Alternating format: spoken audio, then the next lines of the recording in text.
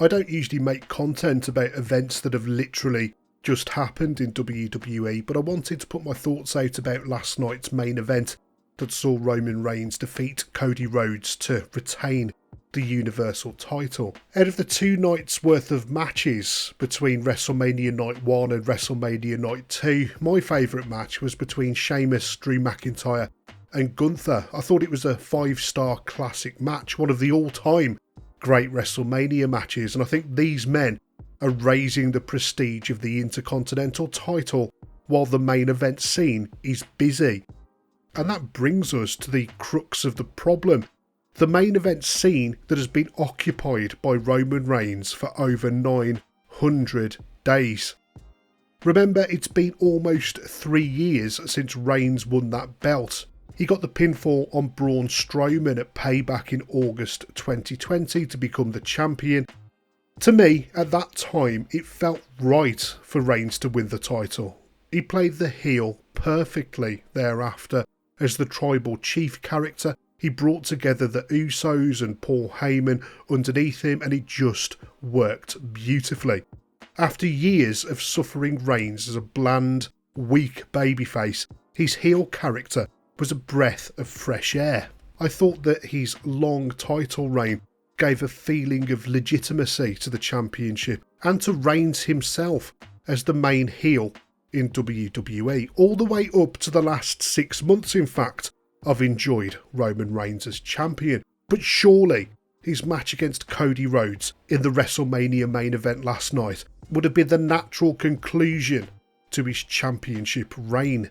A lot of fans had hoped for Drew McIntyre to dethrone Reigns back at Clash at the Castle in September 2022, considering that show was in the UK. I personally didn't expect the title to change hands there at all. I didn't really even want Drew McIntyre to be the champion, so I wasn't really disappointed. To me, it didn't feel like the right time for the title to change hands. The months-long story with Sami Zayn, on the other hand, well, that was different. There were a lot of fans that would have liked to have seen Zayn win the title, and a few months ago, a lot of those fans would have predicted that last night's main event would have been Sami Zayn versus Roman Reigns, with Sami Zayn coming out on top to bring a close to that storyline too. For me, again, I wasn't upset with what we got in the end. I thought his tag team match with KO was really, really good.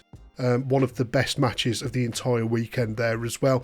And the ending was just perfect too, so I had no complaints about that. Cody Rhodes, however, is where I draw the line.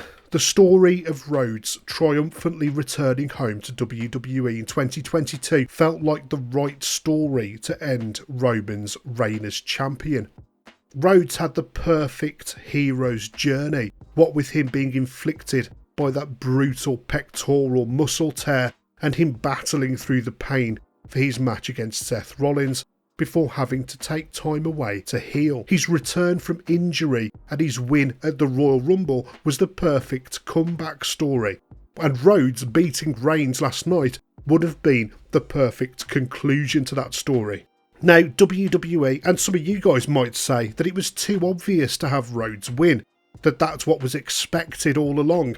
And to that, I say, I think we learned in the late 1990s that swerving fans for the sake of it is just really stupid booking.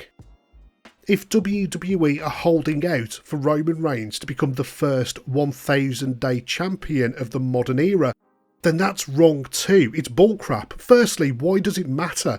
And secondly, if Reigns is the heel, then surely the enjoyment for the fans should come from him bragging about being almost a 1,000-day champion and then having it taken away from him in the last few weeks before he gets there. Don't get me wrong, I enjoyed most of the main event last night. I actually thought the match was quite good right up until the finish.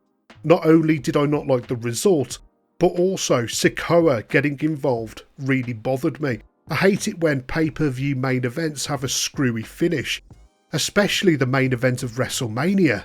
I thought we'd left that behind in the 90s too. And as much as it pains me to say it, but I think that Vince McMahon is back writing the show. It'll become clear over the next few weeks as to whether that's actually the case, but this is the kind of thing that he would book himself. It's got his fingerprints all over it. There is an argument that too many WrestleMania main events end with the babyface going over, and I do agree that it's predictable for the babyface to win. But as wrestling fans, we're willing to suspend our disbelief on a lot of stuff that happens week in, week out in wrestling. And having the hero win at WrestleMania every year, I don't think that's a bad thing necessarily. Who doesn't want a feel-good ending to the biggest show of the year, especially when the storyline has been going on for this long? And let me just say this as well, sending out Shane McMahon and Snoop Dogg to face The Miz is not a way to send fans home happy. It's not a good substitute for the main event ending in a satisfying way. So what now? What's the best thing that can happen going from here? Well, there's been rumours in the news that Reigns wants to work a reduced schedule, so I say let him have all the time off that he wants, but not as Universal Champion. The best way for them to wrap up his title reign and move everyone involved onto a new chapter would be for Jey Uso to defeat him at SummerSlam. In my opinion, that would be the best way for them to conclude this entire storyline and finish his reign in a good way. So WWE would have between now and August to sow the seeds and set Jey Uso up as a babyface main eventer worthy of being the new Universal Champion. Will WWE take this chance to conclude the story in a logical and satisfying way? Probably not.